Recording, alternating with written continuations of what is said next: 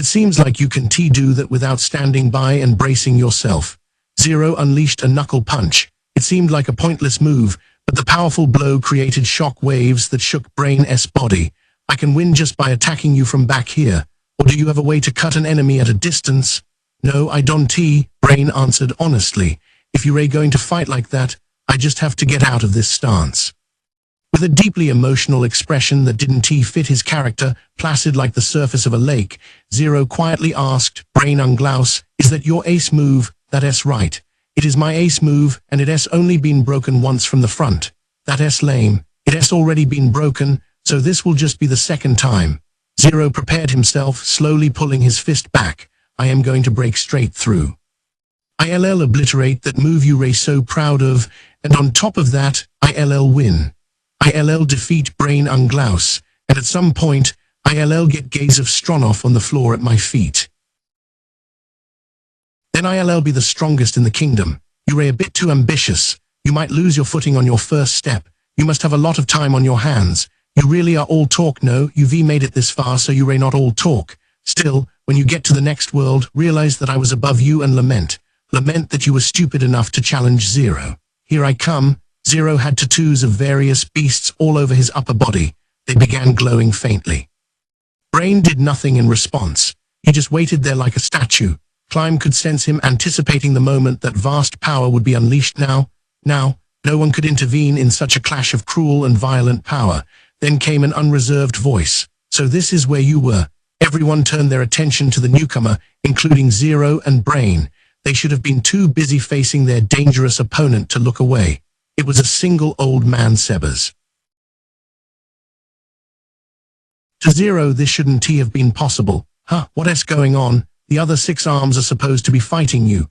Did you sneak in like these guys? Sebas shook his head slightly. No, I defeated all your colleagues on my way here. Nonsense. Don't lie. They may not be as strong as me, but they were still members of the 6 arms. There's no way you could fight them and show up here unscathed. The truth can be surprising. Sir Sebas, the Tsuya here was a fake. Sakuron just transformed into her using an illusion. We have to hurry and go save her. Yes, thank you for your concern, but it's all right, Climb. I already rescued her. She was being held at a different location in this facility. Sebas looked over his shoulder. Following his line of sight, Climb could see a woman wrapped in a blanket standing beside the entrance to the room. Flustered, Climb looked down at Sakuron. The maid uniform was all bloody and shredded. He couldn't take that off and give it to her. She probably wouldn't have wanted it anyway. Never mind that, Climb. The maid uniform was only cloth. It's not a big loss. Sebas grinned awkwardly. Climb was relieved to hear that. Hey, you sure are an easygoing bunch, standing around and ignoring me for your chat. Zero couldn't make any rash moves while he was in front of Brain, but he finally changed position, facing Sebas with a hateful look. Old man. I am gonna ask you one more time. What happened to my crew? I killed them all. His tone was so relaxed he might as well have been talking about snapping the stems of some wildflowers he'd come across, but his words were callousness incarnate. Don't be ridiculous. I am not about to believe that. Sebas smiled in response to Zero's shouting, an expression devoid of hostility, suggesting that he'd been telling the truth. Brain Unglaus, I am putting off our duel for now. I am going to show this old man the power of the 6 arms. Okay, got it. Try not to get killed instantly. I guess my work here is done. Keep talking. Old man, you'll pay with your life for lying to me. A slight smirk appeared on Sebas's face, a smirk that was unbearable for the man who bragged he'd be the strongest in the kingdom. Zero's tattoos emitted a faint glow. He was the chief of the security division. He was also the leader of the 6 arms, and they called him Fighting Ogre Zero. He was a man who could kill Gaze of Stronoff or Brain Unglaus instantly if they came at him unarmed. Even if they had weapons, the outcome would be uncertain. One of the classes he'd acquired had a skill called Shamanic Adept. With it, he could allow animal spirits to possess his flesh and borrow their superior physical abilities. Its uses per day were limited, but if he activated it, his faculties could rival a beast's despite being human. A creature with such physical prowess, using human techniques, it wasn't hard to see what was so terrifying about that. Zero activated his skills. Usually he activated only one to save some for later, but Zero had realized that Sebas was formidable. Still, He wasn't convinced the man had annihilated 4-6 arms. If he hadn't snuck in, and if he'd broken in through the front, it made sense to think someone else was out there. The blue roses were a possibility. For now, since I don't have more detailed information, I'll pulverize Sebas. I'll have to leave Brain Unglaus for another day. I'll show the spectators my overwhelming power as a threat and withdraw. He saw that was his best option and began prepping his strongest move. The panther on his leg, the falcon on his back, the rhinoceros on his arm, the buffalo on his chest, the lion on his head, he called upon them all. An explosion of power filled his body. He briefly worried he might swell up and burst. Kara, he exhaled the heat burning up in his body and charged. Zero, the strongest of the 6 arms, attacked with a single straight punch. There were no feints, no gimmicks, just a pure direct strike, but the power it contained was unfathomable. Its destructive potential was boosted not only by shamanic adept, but by a variety of monk skills plus multiple magic items. His fist flew at an overwhelming speed. The attack was so fast even Zero had a hard time controlling it. He was somehow able to make a move because he specialized in charging head-on and punching with all his might. He didn't hesitate to show his best card. This move was simple but unrivaled. He was absolutely confident that it couldn't be beaten by cheap tricks. Zero had the feeling he left everything behind. His senses slowed. He felt like he was trailing behind himself as he took one step forward, then another. Ah, someone screamed. It was too late for that. He arrived in front of Sebas in the blink of an eye. With a perfect transfer of energy, he unleashed his punch, jam-packed with power. Zero smiled when he saw Sebas, who was standing stock still, perhaps shocked by his speed. Yes, regret that you were foolish enough to fight me, the strongest of the 6 arms. The fist pierced Sebas' defenseless abdomen. It was a perfect deciding move. His power erupted like an explosive blast. Sebas was launched backward as if he was strangely lightweight, like a plushie with no stuffing. He was thrown against the floor and tumbled across it, unable to control his momentum. He didn't so much as twitch. It was instant death, but that was only natural. His internal organs had all burst into a sloppy liquid mess. Only the exterior of his body still looked human. This was Zero's strongest move, a magic art that made a one-hit kill reality, or that was how it was supposed to go. But Sebas didn't budge an inch. He stopped the full force of Zero's punch with just his abdomen, using nothing but his muscles. No one would have been able to believe their eyes. It was a scene from beyond common sense. The gap in the pair's physical powers was clear, but the outcome defied all expectations. Of course, Zero was the most astonished. He used his ultimate attack. It should have been impossible for any living thing to take it unfazed, and no one had, up until this point. Despite that, he was faced with the reality of the current situation. So even when something black streaked before his eyes, he couldn't react. Sebas' leg stretched toward the heavens. Rising like a swallow in flight, it grazed Zero's nose. Once the foot had reached its apex, it came swiftly down. An axe kick. That was the name of the move, but its speed and power made it no ordinary strike. What are you? Zero muttered, and the edges of Sebas' lips curled up slightly. A horrifying sound rang out. It was like the crunch of gravel or the snapping of a stick. Zero's head was crushed, as if under hundreds of pounds of weight. His neck and spine gave way easily, and he collapsed to the floor. The room fell silent. The move could be simply described as awe. Dodging the blood flowing from part of Zero's smashed head, Sebas brushed off the area where he'd been punched. Phew, that was a close one. If the warning had come any later, I'd have died. That's a complete lie. There was no warning. No one said it, but all 3 of the men, and maybe even Tsuya, screamed it in their heads. You saved me, Climb. Yeah, Climb opened his mouth in an attempt to say, what? But timidly accepted Sebas' gratitude. He was so shocked he didn't know what to say. It seems I was just a bit stronger than him. Sebas made a tiny space between 2 fingers. He must have been indicating the gap between himself and Zero, but no one could possibly agree with that assessment. No, everyone present thought the same thing. Anyhow, we saved Tsuya, so we should probably withdraw. Oh, but what about the other 6 arms? Did you really? Yes, I killed them all. There were several, and they were all quite powerful, so I regret that I wasn't able to hold back a little. I see. Well, that can be helped. So please don't feel bad. Three of them looked at Zero's corpse on the floor. There was no way they could say Sebas was lying. For now, let us call some soldiers and search the building. That was what they come here for in the first place. It was incredibly good luck that Sebas' assistants had allowed them to make a clean sweep of the enemy stronghold. If what he said was true, and of course it was, they utterly destroyed the strongest force within the Eight Fingers. This was a great military achievement. They probably gotten the best results of any squad. The death of Zero was a downside. He would have had detailed knowledge about the organization, but there was no way they could have taken him alive, so the loss was merely theoretical. Only a fool would quibble about that. Brain and the thief nodded at what Climb, in his slightly agitated state, had proposed. Their expressions said there was nothing else left to do. Only one of the group wore a dark expression. What is it, Sir Sebas? Oh, sorry, something was just bothering me. But first, the air in here is rather bad. Shall we go outside? Yeah, good idea.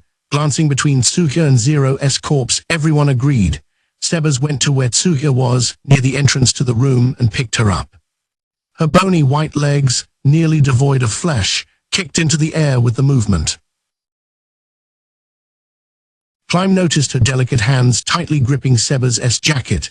They were a butler and a maid, but the atmosphere made their relationship seem like more than that. I am the worst for taking such an interest in their relationship. Who cares what it is? Okay, let us go, Climb declared and walked off ahead of the others without waiting for an answer. The other three followed. They could investigate after parting with Sebas and Tsuya. Climb was bracing himself to fight for Sebas, who had his arms full, if they happened to be attacked on their way. Not that there was much chance of that, but his worries were for nothing. They had sensed others in the building when they were sneaking in. It seemed like there was no longer anyone there. If you think about it, by the time Sebas took out the 6 arms, no one would be tough enough to stick around and want to fight him. There's a very good chance they all ran away. If so, I hope the squad members we left outside captured them, Climb thought, exiting the building. The sense of freedom made his shoulders feel lighter. Then someone tapped him. When he turned to look, it was the thief. He was focused on something in another direction completely. His wide-eyed profile looked the same as it had when Sebas had slaughtered Zero with one hit. Climb followed his line of sight, and his eyes grew wide too. A wall of fire. Climb nodded in response to Brain's whisper. If a building had been on fire, there would have been a pillar of flames. A fire like that wouldn't have surprised Climb so much. But it wasn't. This was a wall of flame over 100 feet high, surrounding a section of the capital. It was probably a quarter-mile long or longer. What could that be? At the sound of Sebas' puzzled but not particularly tense voice, the three others returned to themselves. What should we do, Climb? I think that's the storehouse district. Who was assigned to it? The leader of the Blue Roses, Lady Alvine. We will treat this as an emergency. We will scrap all current plans and retreat to the castle as instructed. Then we will see what our superiors say. That's for the best. Oh, Sir Sebas, I am going to take Tsuya to a safe place so nothing like this can ever happen again. Understood. Thank you, Sir Sebas, for today and last night. Don't mention it. I simply worked with you because our objectives happened to match. Owe you for the attempted rescue. Anyhow, if you excuse me, I'll be going. Chapter 9 Jaldabaoth Late Fire Moon September 9:10 p.m. The woman woke up thirsty. She stirred in her king-size bed and reached for the pitcher of water on the nightstand. Her hand whooshed through the air. Then she remembered she hadn't put the pitcher there today. She sucked her teeth. She yawned. She both slept and woke up early, like an old lady. But she had gone to bed only an hour. Went without saying that she hadn't slept enough. She swallowed and put a hand to her neck. Her throat felt sticky and parched, so she went to get a drink. She covered up with a heavy robe that was lying nearby and popped her slippers on before leaving the room. She was Hilma, chief of the drug trafficking division. This building was her base in the royal capital. Her subordinates numbered in the dozens and should have been busy at work, but it was so quiet it seemed like no one was around. She walked down the hall feeling uncertain. The facility was always quiet unless nobles were visiting, but was it too quiet? She invited nobles to the mansion to forge connections. In noble families, the heir generally inherited the house rather late. By the time their turn came, many were already over 30.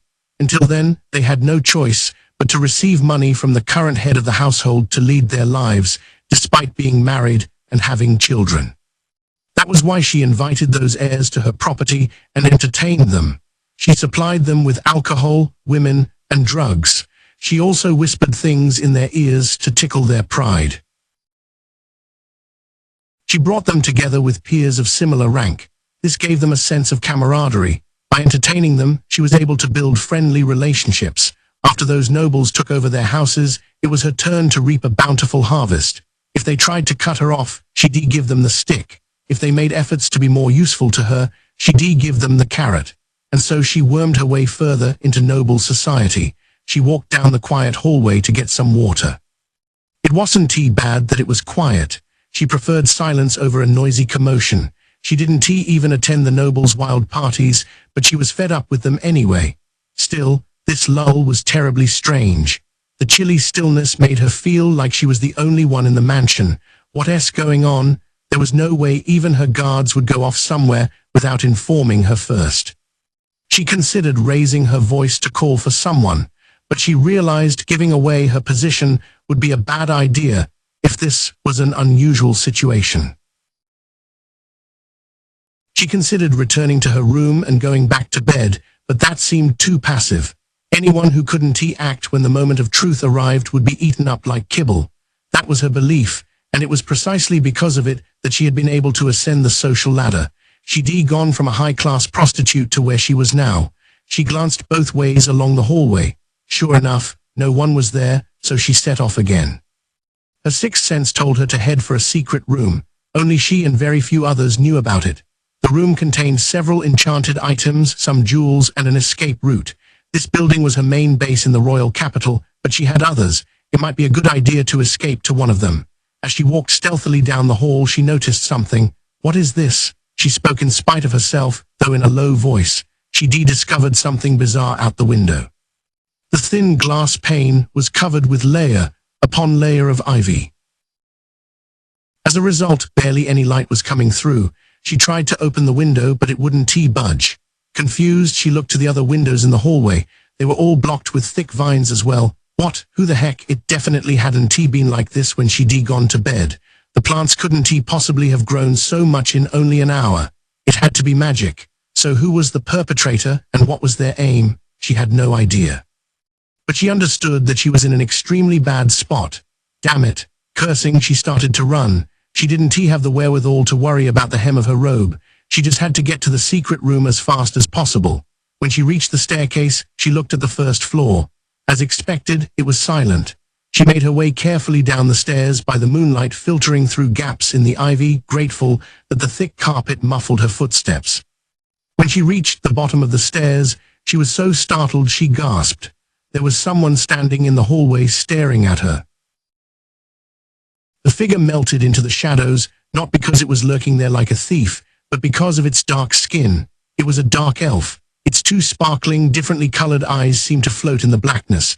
Her visitor let the black cloth around it fall to the ground. The clothes beneath were those of a girl. She had a black staff in her hand and was looking Hilma's way with upturned eyes. The secret room is right behind this mysterious girl. Recalling the floor plan of the mansion, Hilma inched nervously forward, determined. It would be great if one of the nobles had just brought her as a joke, but she quickly rejected that naive idea. When she heard Cockard had been captured, she wasn't sure how the powers that be would react, so she'd been making preparations to evacuate to a safe location. She had no subordinates who, under those circumstances, would bring an outsider here without reporting it to her. "Hey, little miss," she began, then furrowed her brow. As a former high-class prostitute, she'd met a large variety of people from every walk of life. Her experience told her the elf before her was a boy, not a girl. His outfit was extremely elaborate. It was definitely not the kind an ordinary person could get their hands on. It seemed to be a luxury even Hilma didn't have. Dark elves used to live in the Tove woodlands, but were rarely seen in the kingdom these days. Now one was standing before her, cross-dressing in expensive clothing. If everything hadn't felt so odd, she would have assumed he was a slave. A nobleman likely brought him to satisfy his self-indulgent tastes. "What am I doing here?" he asked. She slowly approached him, hoping to cause as little alarm as possible. "Auntie, are you in charge of this mansion?" Being referred to as an older lady didn't bother her.